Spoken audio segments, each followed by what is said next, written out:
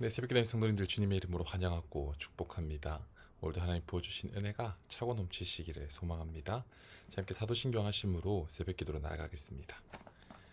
전능하사 천지를 만드신 하나님 아버지를 내가 믿사오며 그 외아들 우리 주 예수 그리스도를 믿사오니 이는 성령으로 잉태하사 동정녀 마리아에게 나시고 본디오 빌라도에게 고난을 받으사 십자가에 못 박혀 죽으시고 장사한 지 사흘 만에 죽은 자 가운데서 다시 살아나시며 하늘에 오르사 전능하신 하나님 우편에 앉아 계시다가 저리로서 산자와 죽은 자를 심판하러 오시리라.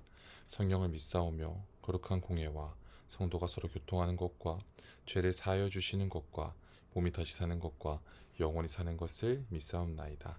아멘. 오늘 저희가 함께 나누기 원하는 말씀은 열왕기상 12장 1절부터 11절까지 말씀입니다. 열왕기상 12장 1절부터 11절까지 말씀 제가 봉독하도록 하겠습니다. 르호보암이 세겜으로 갔으니 이는 온 이스라엘이 그를 왕으로 삼고자 하여 세겜에 이르렀음이더라. 느밧의 아들 여로보암이 전에 솔로몬 왕의 얼굴을 피하여 애굽으로 도망하여 있었더니 이제 그 소문을 듣고 여전히 애굽에 있는 중에 무리가 사람을 보내 그를 불렀더라. 여로보암과 이스라엘의 온 회중이 와서 르호보암에게 말하여 이르되 왕의 아버지가 우리의 멍에를 무겁게 하였으나 왕은 이제 왕의 아버지가 우리에게 시킨 고역과 매우 무거운 멍에를 가볍게 하소서. 그리하시면 우리가 왕을 섬기겠나이다. 르호보암이 대답하되 갔다가 3일 후에 다시 내게로 오라 하매 백성이 가니라. 르호보암 왕이 그의 아버지 솔로몬의 생전에 그 앞에 모셨던 노인들과 의논하여 이르되 너희는 어떻게 충고하여 이 백성에게 대답하겠느냐.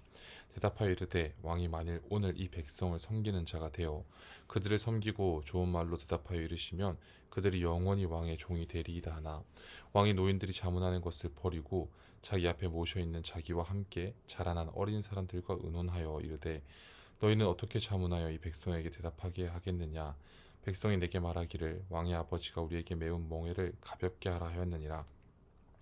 함께 자라는 소년들이 왕께 아뢰어 이르되 이 백성들이 왕께 아뢰기를 왕의 부친이 우리의 멍에를 무겁게 하였으나 왕은 우리를 위하여 가볍게 하라 하였은즉 왕은 대답하기를 내 새끼손가락이 내 아버지의 허리보다 굵으니 내 아버지께서 너희에게 무거운 멍에를 매게 하였으나 이제 나는 너희의 멍에를 더욱 무겁게 할지라. 내 아버지는 채찍으로 너희를 징계하였으나 나는 정갈 채찍으로 너희를 징계하리라 하소서. 아멘. 네, 오늘도 한 절 한 절 함께 읽어 나아가기 원합니다. 1절입니다. 르호보암이 세겜으로 갔으니 이는 온 이스라엘이 그를 왕으로 삼고자 하여 세겜에 이르렀음이더라. 이제 화려했던 솔로몬 시대가 끝이 납니다. 솔로몬의 아들 르호보암이 왕위에 이제 등극하는 순간이 되었습니다. 1절에 보시면 세겜으로 갔다라고 했는데 이스라엘의 전통이나 역사에 있어서 매우 중요한 곳이 세겜이기 때문입니다. 이제 가나안 정복을 어느 정도 마친 후에 여호수아가 하나님과 이스라엘 언약을 재차 확인하였던 곳이 세겜이고요. 여호수아가 이곳에 묻힘으로 창세기에서 시작되었던 출애굽의 이야기가 끝나는 곳이 세겜이었습니다. 하여튼 이스라엘 사람들에게 세겜은 매우 중요한 장소였기에 이제 24절에 보시면 르호보암으로부터 열 지파를 빼앗아 북왕국 이스라엘을 세울 이제 여로보암도 이런 정세를 고려해서 자기 왕권의 첫 번째 중심 도시로 세겜을 삼기도 합니다. 하여튼 이제 르호보암이 왕이 되고자 하여 세겜으로 향합니다. 2에서 3절입니다. 느밧의 아들 여로보암이 전에 솔로몬 왕의 얼굴을 피하여 애굽으로 도망하여 있었더니 이제 그 소문을 듣고 여전히 애굽에 있는 중에 무리가 사람을 보내 그를 불렀더라. 여로보암과 이스라엘의 온 회중이 와서 르호보암에게 말하여 이르되 이 르호보암이 세겜으로 향할 때 실로의 선지자 아이야에게 이스라엘의 열 지파를 통치하게 될 것이라는 예언을 받은 후 그의 생명을 노리는 솔로몬을 피해 이집트로 내려갔던 여로보암이 이스라엘 대표들의 요청에 따라 세겜으로 다시 올라오게 됩니다. 여기서 여로보암이 이스라엘 대표들에게 요청을 받아 이곳에 올 수 있었다는 것은 이미 상당한 지지를 받고 있음을 우리가 알 수 있습니다. 반대로 생각하면요. 솔로몬의 아들인 르호보암은 지지를 잃어가고 있음을 우리가 볼 수 있습니다. 4에서 5절입니다. 왕의 아버지가 우리의 멍에를 무겁게 하였으나 왕은 이제 왕의 아버지가 우리에게 시킨 고역과 매우 무거운 멍에를 가볍게 하소서. 그리하시면 우리가 왕을 섬기겠나이다. 르호보암이 대답하되 갔다가 3일 후에 다시 내게로 오라 하매 백성이 가니라. 여로보암과 이스라엘의 대표들이 르호보암과 협상을 합니다. 무엇을 가지고 협상합니까? 솔로몬이 여러 가지 건축들로 너무 많은 노동과 무거운 세금 짐수 등으로 매우 무거운 멍에를 우리가 메고 있으니 그것을 가볍게 해준다면, 우리가 짊어져야 하는 짐의 무게를 줄여주면 우리가 왕을 섬기겠습니다 라는 것이지요. 이 말을 들은 르호보암은요, 그 자리에서 바로 답하지 않고 3일 후에 다시 이야기를 하기로 하고 자리를 떠나갑니다. 그런데 오늘 본문의 가장 중요한 내용은 여기서 나옵니다. 이제 6에서 11절입니다. 르호보암이 그의 아버지 솔로몬의 생전에 그 앞에 모셨던 노인들과 의논하여 이르되, 너희는 어떻게 충고하여 이 백성에게 대답하게 하겠느냐?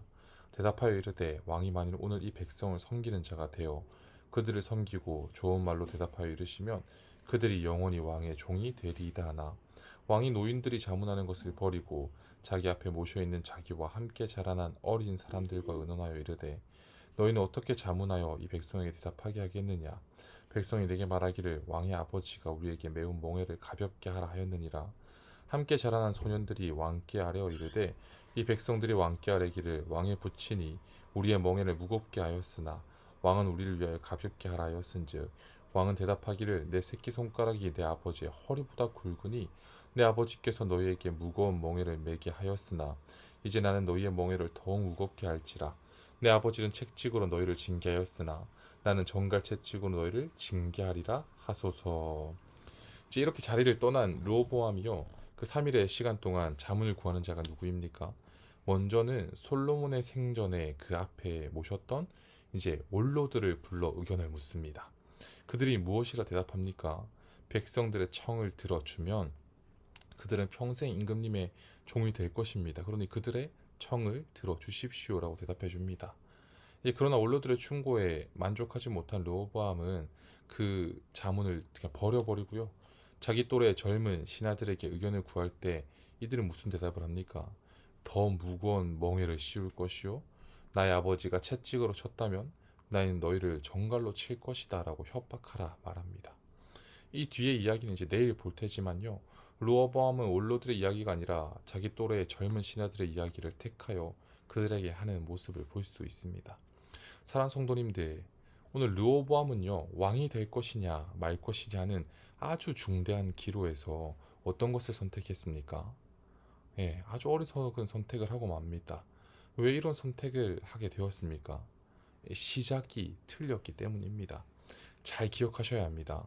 오늘 질문에 이 차선의 선택은 원로들이었고요, 최악의 선택은 또래의 젊은 신하들이었습니다. 그럼 최선의 선택이 무엇입니까? 제일 처음 묻고 구해야 할 것은 하나님이어야 했습니다. 하나님 나라의 백성의 왕이 처음 구하는 것이 인간이라니요. 신앙이라는 것은요, 예수 믿는 사람의 모든 시작은 하나님께 질문하고 하나님께 물으며 나아가야 하는 것입니다. 목사님, 그럼 사람은 필요 없는 것입니까? 아니요. 이게 무조건적인 정답은 아니지만요, 제가 생각했을 때 이 르호보암의 상황에 처음 시작이 하나님이었다면요, 하나님께, 하나님 내가 어떻게 하면 좋을까요? 라고 질문해야 했다면 하나님이 그 기도에 응답해서 원로들의 말을 듣게 하셨지 않을까라고 생각을 해봅니다. 여하튼 오늘 중요한 것은요, 르호보암은 하나님이 아니라 사람을, 그것도 차선도 아니라 최악을 선택함을 볼 수 있습니다. 사랑하는 성도님들, 우리 오늘 딱 하나만 기억하기 원합니다.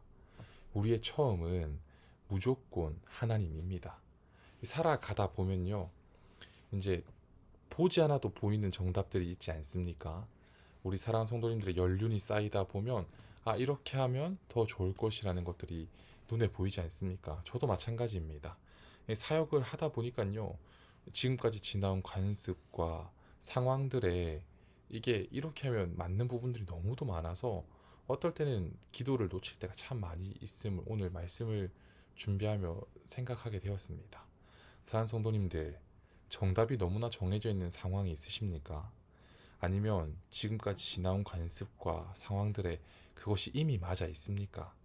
하지만 우리 그런 지나온 상황들, 어떤 다른 것들 다 내려놓고요, 그 순간에도 우리의 시작은 하나님께 질문하고 묻는 그런 성도님들 되시기를 주님의 이름으로 축복합니다. 제가 잠깐 기도하겠습니다. 살아계신 예수님, 지금도 살아계시고 우리 함께 하신 주님 감사합니다.